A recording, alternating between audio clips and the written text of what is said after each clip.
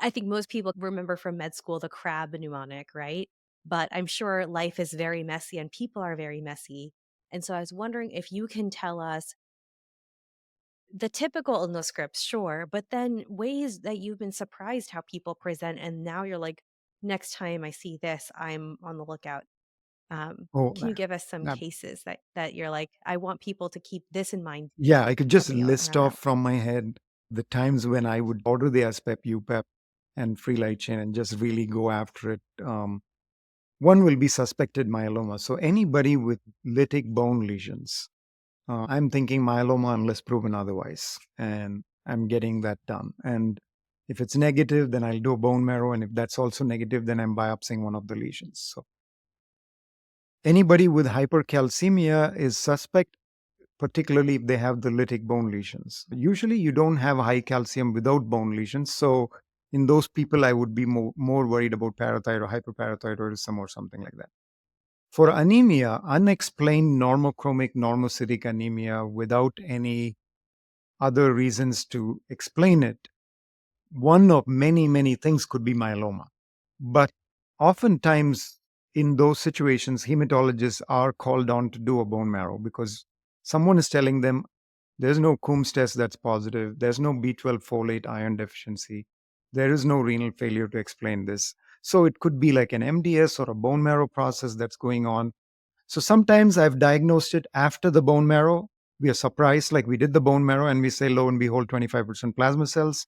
Or sometimes you are like, well, it might be myeloma because the total protein is higher or the SED rate's higher and the patient's anemic. I don't have a reason. Then I'll get it. Renal failure, unexplained renal failure, um, particularly if the calcium is high, because calcium is usually low in renal failure. And if the calcium is high, I'm always thinking that constellation makes me worried about myeloma. Worried about myeloma where the renal failure is accompanied by granular casts or a high urine protein. The dipstick won't measure it, but a lot of granular casts means there's proteinuria, or you had a 24-hour urine protein. Then I am worried that it could be myeloma. And again, you will look at the result and then decide if it's renal failure caused by cast nephropathy. The light chain level should not be borderline. It should not be like 29 milligrams per deciliter per liter or 50 milligrams per liter. It should be 500 milligrams per liter or 1,500 milligrams per liter or something. So you look at the magnitude of the abnormality, whether it correlates. The next things that we look for are people who look like they have a restrictive cardiomyopathy, or they complain of a big tongue, or anything to worry for amyloid. Monoclonal gammopathies can cause peripheral neuropathy in multiple ways. One is an unexplained distal ascending polyneuropathy. Another is patients who can have a significant axonal neuropathy from amyloidosis. Another is a patient who has a demyelinating neuropathy from the Poem syndrome with the osteosclerotic lesions. So again, not every neuropathy, but neuropathies which have those kind of features, numbness, fingers, toes, without any explanation, and the paraprotein type is IgM, then I think maybe they are related. If it's IgG, I might not think they are related.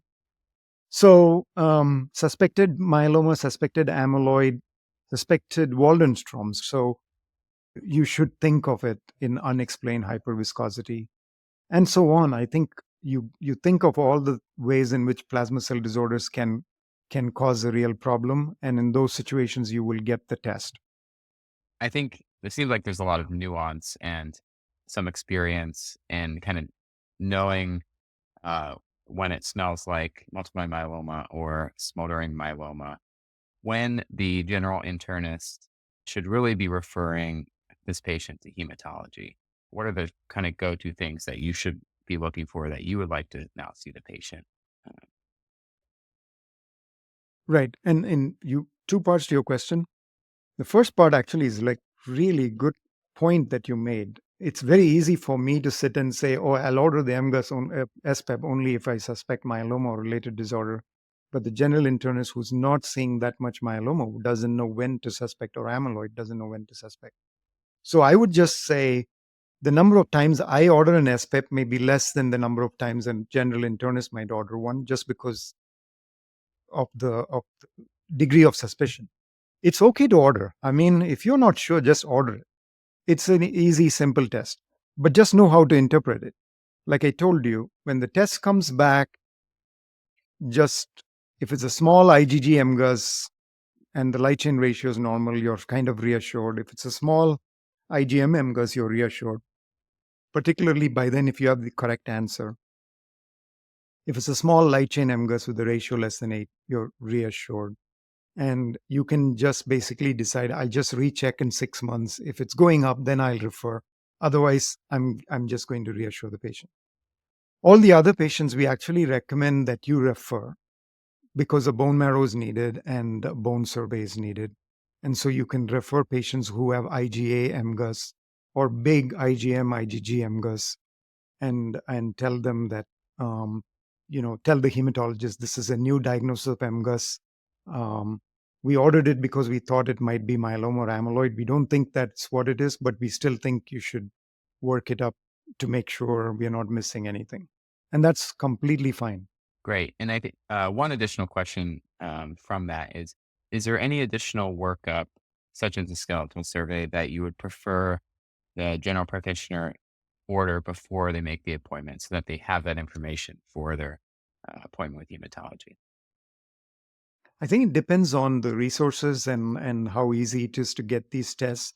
Nowadays, we are recommending a whole body CT instead of a skeletal survey. And sometimes that might be difficult to order. It's a good baseline to have. And particularly as you get into larger size MGUS, like, 2-3 grams, and I'm starting to worry, could this be myeloma or smoldering myeloma or something? It's better to get a good imaging at baseline so that in the future somebody doesn't say, I think there's a lytic lesion here, and you're not sure whether it was there before. So CT, whole body low dose CT or PET CT, we are recommending at baseline to do some of these workups. And depending on how easy to get those, either the generalist or you can refer and the hematologist can get it along with the marrow.